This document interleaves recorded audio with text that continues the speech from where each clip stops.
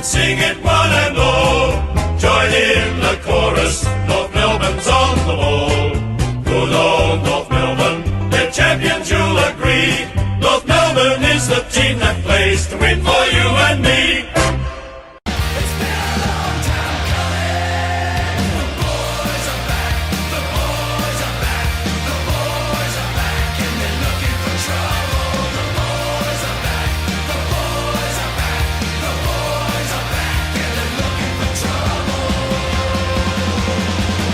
Dropkick Murphy said it best, Chief. The boys are back. Welcome back, Shimboners. If this is your first time, hopefully you enjoy the pod. For our loyal listeners, glad to have you back. And today we'll be covering the men's program, back at training now. We'll be talking about the fixture and, of course, part one of our player ratings where we'll go through numbers 1 to 16. I have the evens, and the man to my left, the big Chief, you've got the odds. Welcome, Chieftain. Thanks, Baz. Yes, but the boys are back, and some of them are looking really ripped. Will Phil. Oh, boy. Had the rig out, and just muscle on muscle.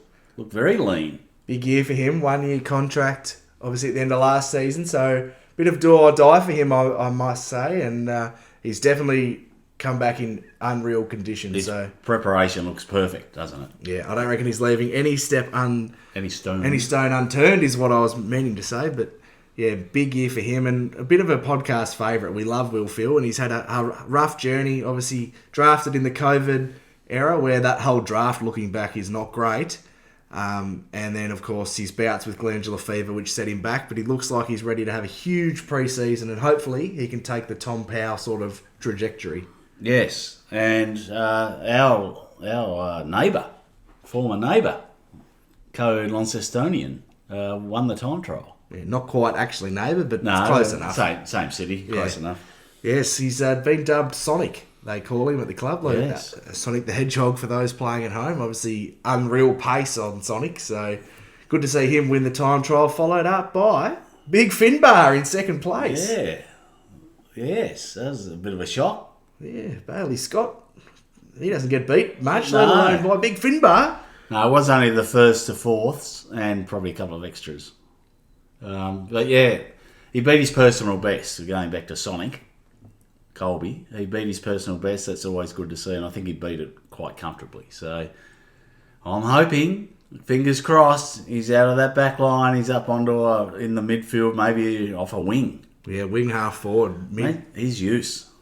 Oh, and his explosiveness is going to be awesome. And I've had a lot of mail that he's been not having a day off. Like, you can get a bit complacent and have your 2 months off or whatever they have, but he's been absolutely working his ass off and at the gym, around the grounds, and he's been going full tilt. He was seen at your gym. Yeah, I did see Colby. Yeah, so that's in his holidays, still working hard, and that's unfortunately that's what you got to do, because to be the best, you got to train like the best.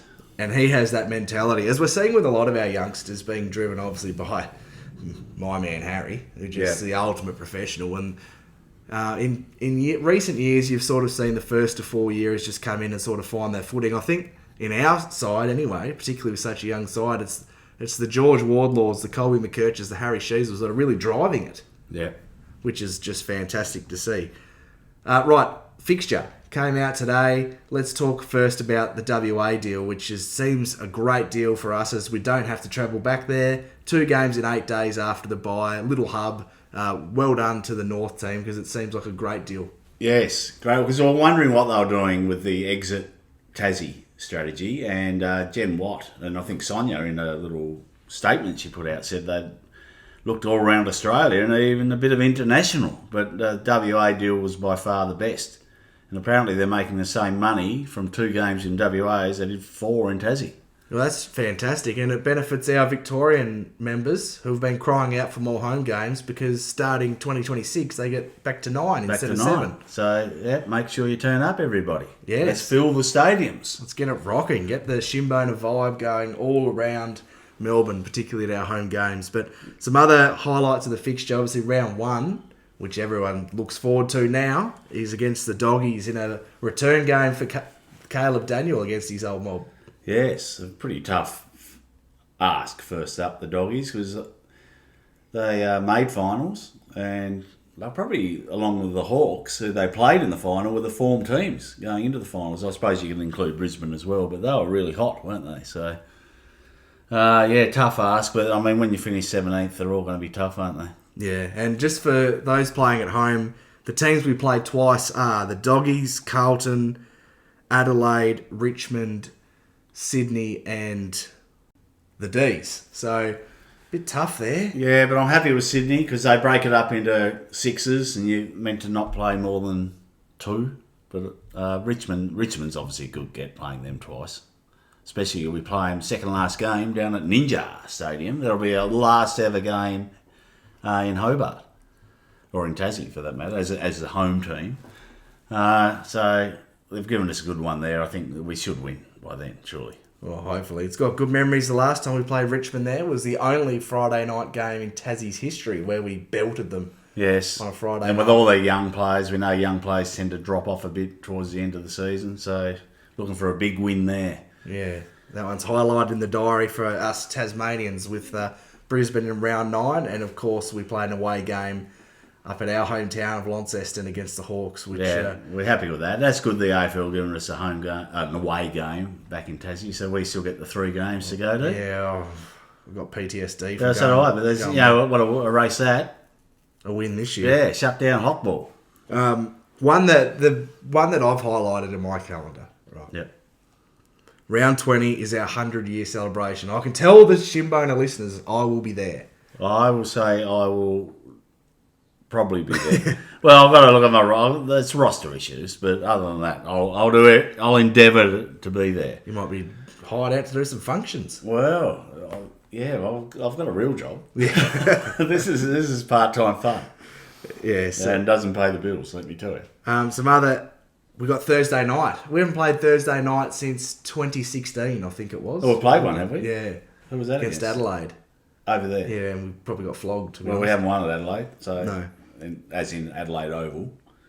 I think going back to the breakup, I think getting Sydney twice is good because I still don't rate them. Oh, no. You go through that again every year. I don't rate them.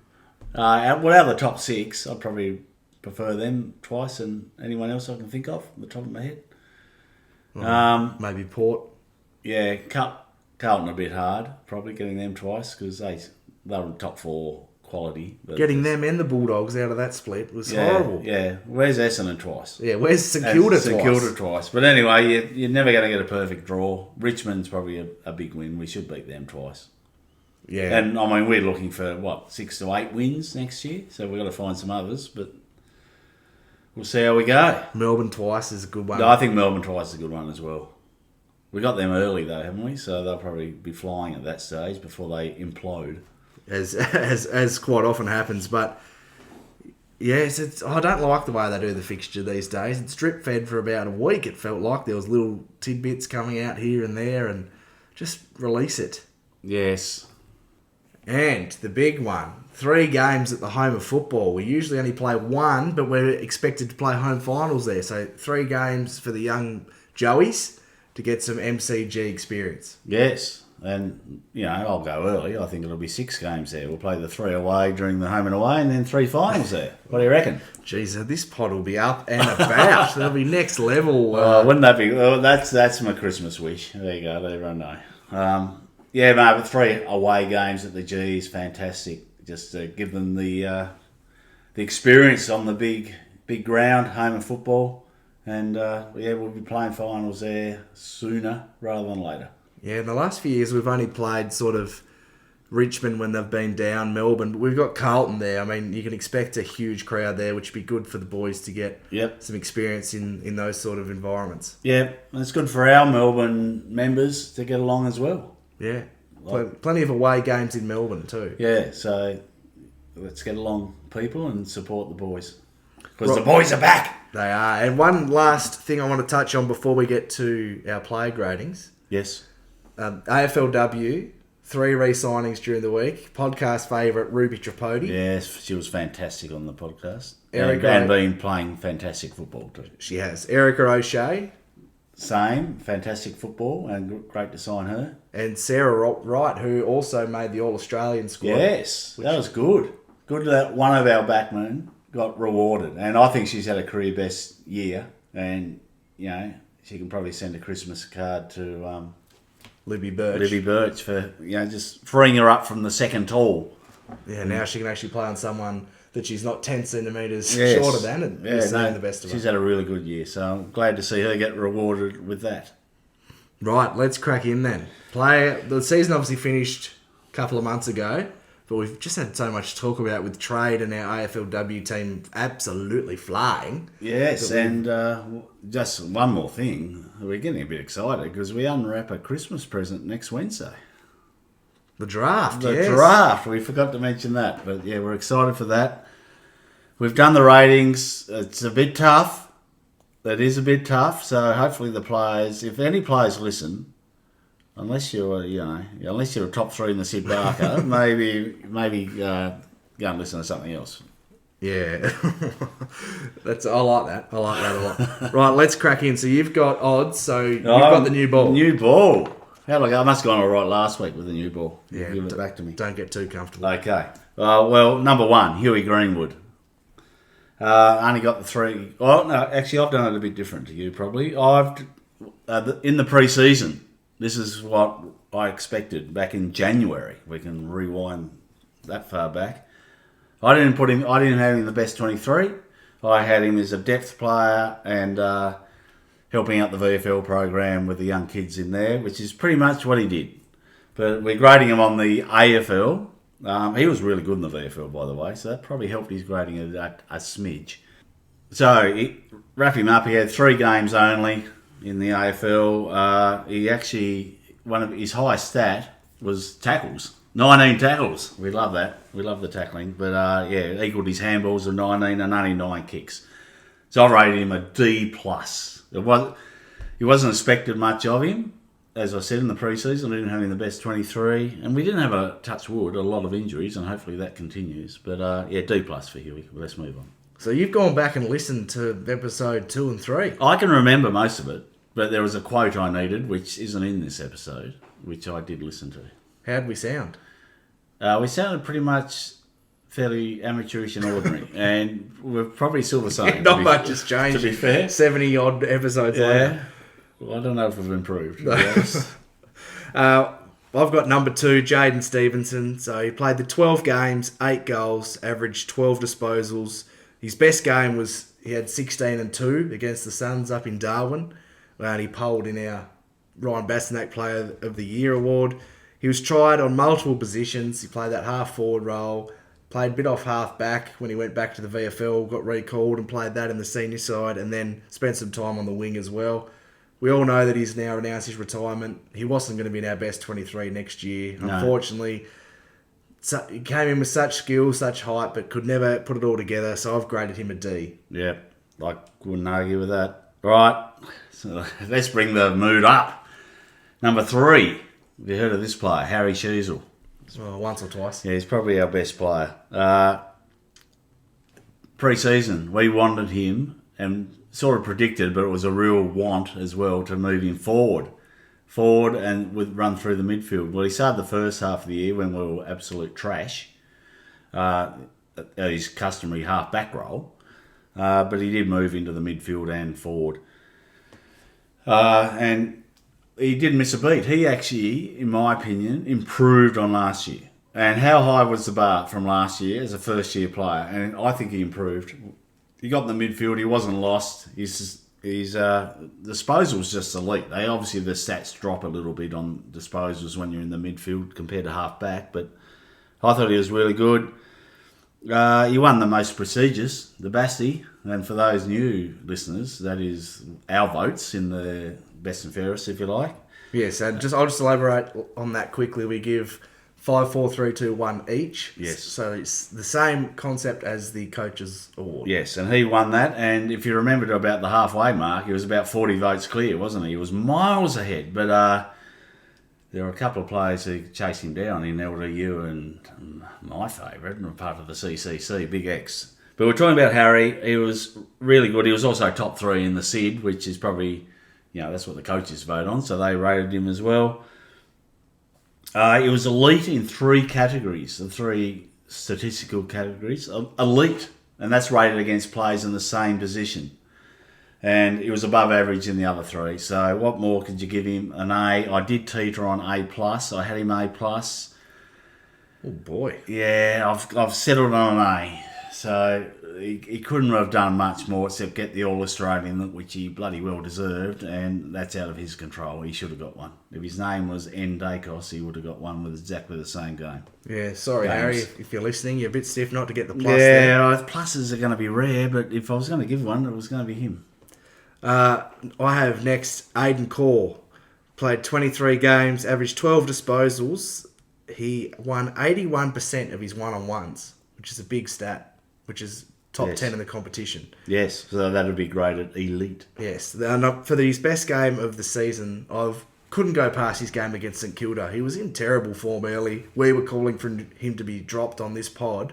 And then throughout the week, Clarko said, listen here, son, you're playing back shoulder. Back shoulder. And he absolutely gave Max King a bath, and the rest of his season, bar 1 or 2 silly free kicks, was fantastic. Yeah. What he does do, he gives away a few silly frees, but he plays on the edge, and he seems to play better then. So I can cop the 1 or 2 if he's playing the way he did for the majority of the second half of the year. So I've graded him a B-. Yep. Only a bit lower on the lower side because of his poor form in the first probably 6 weeks. Yep. All right, I can live with that. Let's go to number 5, Curtis Taylor, who's obviously everyone knows has been delisted. Pre-season predictions, he would struggle, I've got, and he'd probably be delisted at the end of the year. So he's lived up to that because that's what's happened. He got a reasonable run of 8 games. His best was 22 disposals against Collingwood. That was a pretty good game from him. He was below average in all metrics except marks, and we've always said he's a really good mark for his size. So I've graded Curtis Taylor a D+, and probably the Collingwood game got him the plus. Yeah, I think that's fair. Can't really argue. Well, he couldn't cement his spot in the side, and he had plenty of opportunity, and he couldn't, so D+. Next up, I've got number 6, George Wardlaw. Played 18 games, 7 goals, averaged 19 disposals, 4 tackles, 4 clearances. His best game, in my opinion, was his 30 against Collingwood. He also kicked a flying goal from 50. He's nicely building into his career. Needs to get stronger to stick more tackles. That's my one complaint. He bursts out at them, but he's just not strong enough to... They're evading it or slipping his tackles too easily at the moment. But he showed his explosiveness, and his ball use, particularly in the first half of the year, was really good. Fell away a bit towards the end of the year, but early on, after the few of the boys took the PI 55 out of him for his helicopters he was delivering, but he'd cleaned that up, so I've given him a B. Right, well, I was listening intently because another accolade he got was he's an inaugural member of the Chiefs Competitors Club. And that's what I like about him, is he's always in the contest. Anyway, what did you give him? A B. Right, okay, we'll keep going then. That's just high enough. What would you give him? No, that's fair. Right, moving on to Big Game Zane, Dersma. Pre-season, I predicted about 10 games. He played 13. So he had a fairly good run at it as well. He played in that hard role of half forward as a young player in a team that's struggling, especially in the first pre-bye era. I think he showed glimpses, and it was hard to grade, I found, because he's a first-year player, so rightly or wrongly, they get a little bit of slack. He showed glimpses, especially with his marking. That's a real strength in goal sense. He kicked a couple of good crumbing goals, but he was average in marks and below average in every other metric, but that is going against people in that position. So he's up against Toby Green, for example, who would be elite, probably not the year he had this year, but certainly last year. So I've given him a C-. Yeah, I can agree with that. You can? You don't have to agree. No, I do. I've got number 8, Bailey Scott, next. He played every game, averaging 20 disposals. His best game, in my opinion, he had 28 and a goal in our win over Richmond, where I was there at Marvel. He finished 14th in the best and fairest. Now, that's poor. Yeah, Very poor. Coming off two back-to-back podiums. Yeah.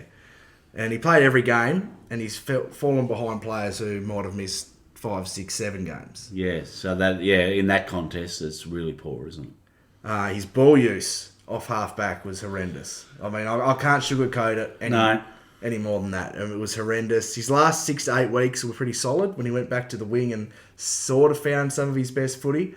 But as someone who's in the leadership group, is in that 23 to 26 bracket, really disappointed with the season that he had. I did have him at a D, but he's come up to a C- just off his finish to the season. But still, that's still a fail. Yes. Yeah, well, C's a pass, isn't it? That's how I look at it. Me too. Yeah. So he's below that. So C- for Scotty, and hopefully really finds his way on the wing. We don't mess around with him too much. We've got little mini helmet in to clean up off half-back. Well, our ball use with him, we haven't done Fisher yet, but ball use off half-back's a real worry for us, the turnovers were killing us on the scoreboard because they were resulting in high scores against. I think that's fair. He could have almost been a D+. He was on the board. He did have a few good games. I mean, if you have enough good games, it's going to get you above that D+, I suppose. So he got there. LDU. Let's bring the tone right up again. Oh, you've got a few just little half volleys here. No, Harry Sheasel, LDU. Yeah, I'm going like, I hate to say it, but Davey Warner out of the blocks, and you're a bit Chris Tavares, for though you wouldn't even know who he is, but he was an old blocker from England. Well, bit of a Jeffrey Boycott if I want to really go back, just holding up one end. Not really ticking the scoreboard over. I'll go more of Bucky Rogers for the new wave cricket supporters. Yeah, we've covered about 6 decades with that analysis. Anyway, LDU, pre-season I wanted him to be top 5 in the AFL. That's what I think his potential could be, because he can be our best player. And, well, he won the SID, so the coaches obviously think he was the best player. Was he third in our award, the most prestigious, the Basti? He was second. Second? I'll tell you what, you obviously didn't rate Big X enough. That's all I'll say. But anyway, we'll get on to Big X. I think you've got him, so I was to be sitting up dead straight, eyeballing you when you rate him. 23 games, played every game. That's fantastic, because he hasn't done that before, and that has cost him SIDS in the past, because he's been injured. He's elite in 4 categories, but he's only average in 2, and that's marks and tackles. And we know he's the offensive midfielder. His tackling did improve. I thought his defensive pressure improved this year. And his disposals went up. They're up 5 on his career average and up 3 on last year, average disposals of 28. So really good. He's absolutely carried the load in the midfield at times, and he's devastating when he breaks. I've given him an A. Can't argue there. Okay, move on. I've got number 10, Colby McKercher. Sonic, as we now have understood his nickname is. Played 16 games, averaging 23 disposals. His best game for mine was his 27 disposals, 13 rebound 50s against the Suns in our win under the lead at Marvel. He had a great debut season. His ability to explode and use by foot is phenomenal, and those highlighted by those 4 bounces he took along the wing, and then a little sort of off the instep, little chiseler to mix the it outstep, I think. It was off the inside. Oh, because he's left footer. Of course. Yeah. Sorry, I stand corrected. Yeah, this is why you just let me run. Yeah, I should. Sorry, I'm just trying to find a chink in your armour, but I can't. No, and if he played every game, he would have won the Rising Star. Yes, I believe so. But his ability just to hit the ground running, Harry Sheasel style of playing half-back and wrecking up 30, and his ball use was extraordinary, quite often ending above 85%, and some of the kicks that he takes inboard, to have that percentage just shows how lethal he is. Sorry, very aggressive he is. And can I just say something about him? Yes. Okay, that game against the Gold Coast, he took all those kick-ins late in the quarter when they were coming and hit the target. That's massive pressure for a first-year player. And I was really glad he did, because he cleared the zone every time. He did. So my grade is He was on the fence for an A- or B+, but I've taken into consideration his first year, so I'll give him an A-. Yeah, nice. I don't think there's much more we could have really expected from No. him. And he would have played every game if he hadn't got injured. So, yeah, I'm more than happy with an A- for him. So important. Right, we're moving right along. You'd be happy now. He's going to smile because you've had a positive one to read out. Yeah, I think that's the last one for this episode, but yeah. Oh, dear. Okay, well, I've got co-captain Luke McDonald.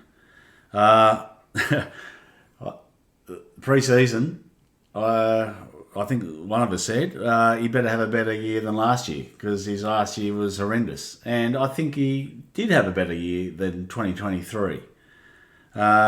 He played 22 games. And It's not a high standard to follow up from. Sorry to interrupt. No, that's right. We both said he'd be better, and he did. He was below average in disposals and metres gained, but I think he played a more tighter role. And as we just mentioned, Colby, and we'll mention Fish later, they were more the runners and metres gained in the back line. He's 29 years old. I think he'll be 30 by the start of next year.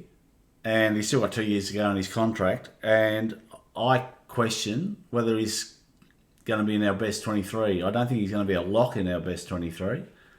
And do we take the captaincy off him? I know that's nothing to do with rating him for this year, but that's just sort of looking into the future. So I don't think he was as bad as a lot of North supporters might have. I don't think he was ever...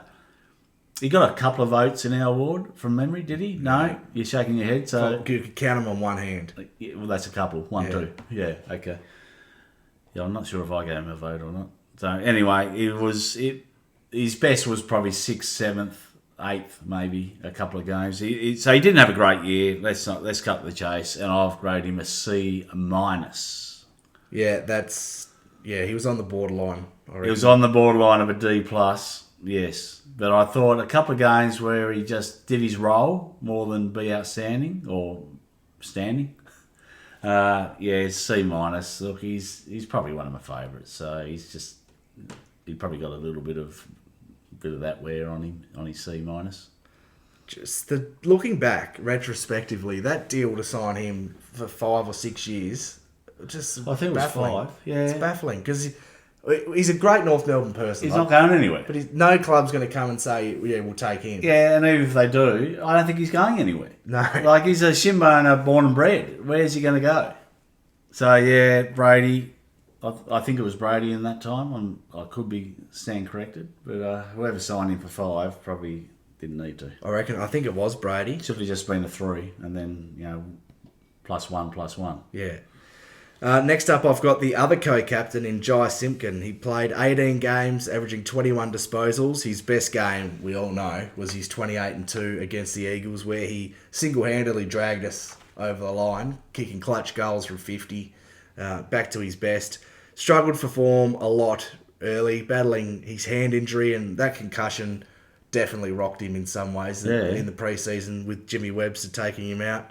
The second half of the year, he looked better, but he'd have that game against West Coast, and then he'd go back and have 17 disposals. And then the week after, he'd have his 26, and you think, oh, yeah, just could not get it all together. But the big question for Jai is where does he play in 2024? Because especially if we go next Wednesday night and pick a Finn O'Sullivan, a Sam Layla, Langford, potentially, if we draft a mid is what I'm saying. Yes. He can't fit in the midfield rotation. No. Can he play a half-forward type role, or can he move out to a wing? He's certainly got this. He normally wins the time trials, or certainly top 3, so he must have the endurance and the tank to run a wing role. He'd have to obviously learn it. It's a bit different than a normal midfielder. But can he do that? I don't know. I mean, going back, if we do draft a midfielder, that puts Will Phil probably more pressure on him as well. Just on Jai, I don't think he can. He really struggled off half forward in the early part of the season. Now, how much of that is his inability to be effective from that position, and how much of that was to do with his injury, hand injury, and some concussion stuff that he was dealing with. That's the big question that we're going to have to get answered. And our lack of inside 50s. Yeah. And ball use when we had them in there. But all in all, I have graded Jai a C+. Yep.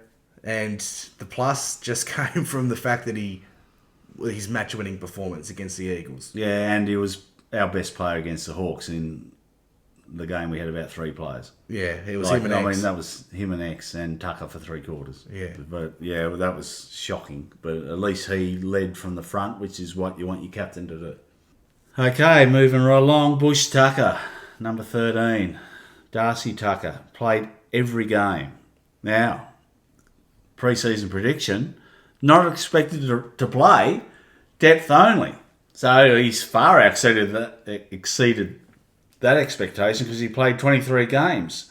Before you move on, if you go back to the pre-season, he was probably going to win the Brownlow Norm Smith All-Australian captain. He was training the house down that much. Yes, burning up the track. He was above average in tackles and pretty much average everywhere else. I'm not going to dwell too long on him. He started on the wing, didn't he? Early days when we were rubbish. Then when he went back to half-back, he was more a niche role that suited him better. Won a couple of really handy one-on-ones, outmarked plays. May have been against Carlton, I can't quite remember. But C+, I've landed on him. He certainly exceeded expectations. For 3/4, he was in our top 3 in the Bastia against Hawthorn until, what's his name? Dylan Moore. Dylan Moore got off the chain in the last quarter. That's only one game, obviously, but I thought he was handy and better than handy at I thought times. he was serviceable. Yeah, serviceable, better than serviceable a couple of games. So C serviceable, and for his couple of better games, he gets a plus. Yeah. And the fact he played every game was reliable in his role. But again, you don't want him. He's not going to give you a drive and attack off halfback. No, his ball use is definitely a question mark. Yes. I think, well, he was lucky not to be dropped in the first half of the season with some of his performances on the wing. But credit to him, he got the new role and kept his spot in the side.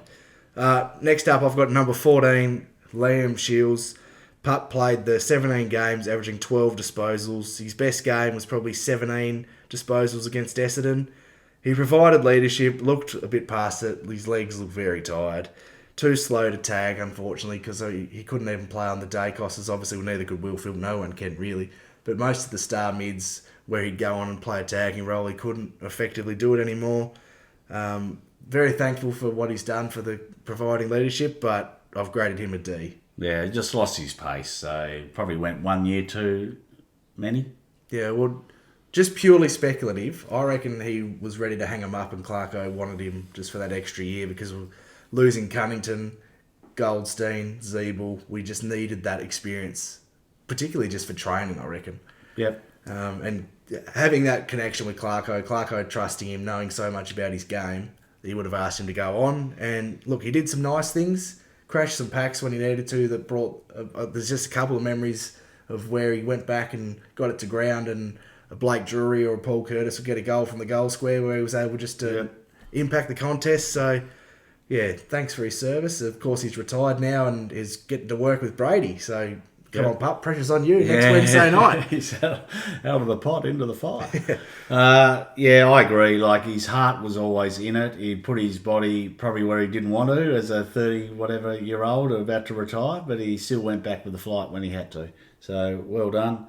Moving on. Number 15, Dylan Disco Stevens. Pre-season. There was a little bit of hype. I've got it down. It was the big hope. It was a positional need on the wing. And the wing is his. Well, he didn't live up to it, did he? 16 games, and he had a couple as a sub. His best game, we were there, where he started as a sub, came on at 3/4 time and just owned the ball in the last quarter and almost helped us over the line against the D's.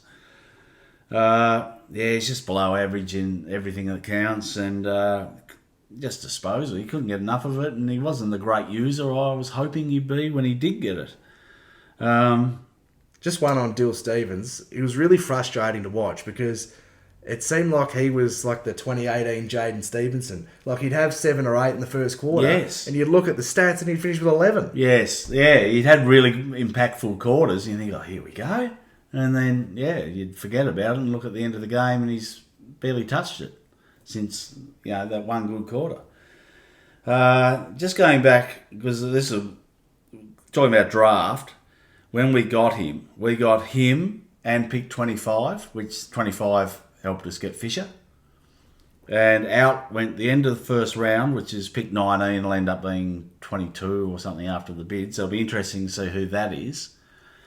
And pick 44, which will change as well. But it'll just be interesting. I don't even know if Sydney held on to 44 or not, or if they traded on. I don't know. But that was the guts of that deal. So it'll just be interesting who Sydney select, because he has not come on. Did I give him a grade? I don't think I did. It's a D. No surprise there. He needs another one. I think he's got 4 years to go. So he would want to improve a lot, because he's not a lock in our side, nowhere near it. The biggest worry for me is on this pod, if we're still going in 4 or 5 years, we're going to look back and say, what the hell was Brady thinking signing Fisher and Stevens to such long-term deals? Well, I think that's the only way we could get him as a bottom 2 team for 5 years, historically poor. But, 16 games, he had every opportunity, even though some he was a sub. But, I can't think of one game where he played well for all 4 quarters. Yeah, that's a good shout, and really disappointing, because he's in that age bracket as well that you really want him coming on, and he's just not making an impact. And that contract after year 1 looks like a big, big fail. Yep. I will just say that pick 19 that we traded had an asterisk because there was the potential that could be taken off us. So I understand why we tried to get it out. Yeah, but it'd be handy this draft, wouldn't it? Oh. That and the other one, because we would have kept them, you think, after a 3-win season. And would have been nice if we'd have gone cap in hand to the AFL again and said, give us some better, a couple of top teners. Would have been nice in this draft. I mean, look how Richmond have fallen on their feet, haven't they? With this bottoming out in such a deep draft and getting all those picks. But anyway, we're doing player ratings, so let's keep going. But just for Brady, I mean, with the young list and talent, he'd be thinking, we should be taking the bounce to 8 wins, and they probably won't give it to us then. So I understand. I completely. I think we were in agreement last year that you couldn't risk not getting rid of them, and if we had a bounce to 8 to 10, they would have taken them straight off us. Last player to be reviewed today, number 16, Zach Fisher, who, funnily enough, we were just speaking about. Played 18 games, averaging 24, which one of them was the sub, so that's still pretty good with one game only playing a quarter. Yep. He's averaged 24. His best game definitely was round 9 in Darwin against the Suns. He had 34 disposals at 88% efficiency and got the 5 votes from me in the Basti that game, and he was magnificent off half-back. Really, really safe with the ball in a game where nobody could kick it well. No. His best was really good. It was particularly early, and his use was elite, but he got found out defensively too much. And then the back half of the year, he'd have 90% of the game where he was solid or good, and then he'd have that 1 or 2 kick-ins where he'd just shank them, and then it'd be always in important moments of the game too. So that takes a bit of a knock on his grade. But solid use and speed, but the size is the big worry heading into next year. And where will he play? Will he take that void in the small forward? But we hope our man Constanti can take that. But if Fisher does play that small defender, there won't be Colby, but there'll be Caleb Daniel. So we can't have 2 midgets in the back line. No. Don't know whether you can politically correctly say that. Oh, sorry. It's towards vertically challenged players. Zach Fisher's, apologies to anyone who took offence to that. None was intended. Zach Fisher's grade C+. Yeah, I think his ball use wasn't damaging enough. Let's put it that way. We saw what Colby did. He'd take those harder kicks. I think Fish was more safe. And then even then, as you said, his ball use sort of fell away in the second half of the season, I think. Yeah. And he was just taking the safer options. Right, I've just got a story for our listeners before we go. Yep.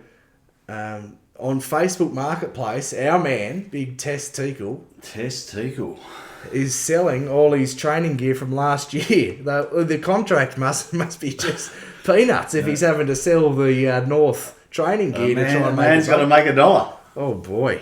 Yes. Wow. So if you're interested, if you're 6'7", same as him, he's got me covered easily. Yeah, but I thought that was quite funny, and a few of the boys would be taking the mickey out of him at training, I reckon. Yes. Right, just before we go, we're about to wrap up, but obviously Dropkick Murphy's at the start of the show. Yes. Why is that of significance? Well, obviously the song was The Boys Are Back, which I didn't realise it used to be the Channel 7 song, Friday Night Footy, and they sing it, and we're going over there to see them at the Forum on Sunday and Monday night, but they're the co-headliners, and we're not really into them. We're into Alkaline Trio, who are starting the show, so we're very pumped for that, and we'll be right up the front in the mosh area, in the competitors sort of area in there when they get the punk rock going, and a bit of bumping, and I've got a story I could tell, but we probably haven't got long enough. No. When we saw them in Brooklyn, but we might tell that story next year. We'll park that one. Park that for the pre-season January type. Yeah, pod. but there'll be a bit of physical contact. You wouldn't want to be a bit of an outside Nicky Dow. No, you've got to be a strong over the ball type operator. Could be right up the front, which is where we hope to be. And then Dropkick Murphys, I've done a little bit of study on them, I suppose. Listen to some of their stuff. They're like Celtic punk or Celtic rock. So we might be due a froth by then, and maybe ease our way back and towards the bar and watch them from a safer distance. Yeah, I think that's the play. But yes, thank you very much for tuning in. We will be giving some draft preview coverage before the draft on Wednesday night, so stay tuned for that. Well, here's Cal Toomey. You're doing a preview. Yeah. You're going to do a mock draft. No, well, I've mentioned this on this pod before, but I've never met a bigger draft nuffy than you. You print out 3 phantom drafts, and you're all over it. So we'll have a talk about who we are likely to pick and some of the top 10 prospects. It's probably the hardest draft that I can remember to try and do a mock. But yeah, the big watch is what we do with pick 2. Can we get some value for it and still get who we want? Or do we just take best available, which is normally my way of wanting us to go?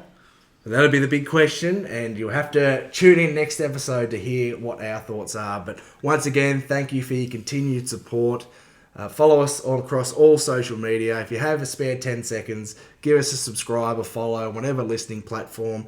Keep an eye on our socials. That's where we post our listener questions. And yeah, thank you for tuning in. Yes, thanks for listening once again. And I'll sign off with Carnakangas. See you next week. Go Roos! Good old North Melbourne, the champions you'll agree. North Melbourne is the team that plays to win for you and me.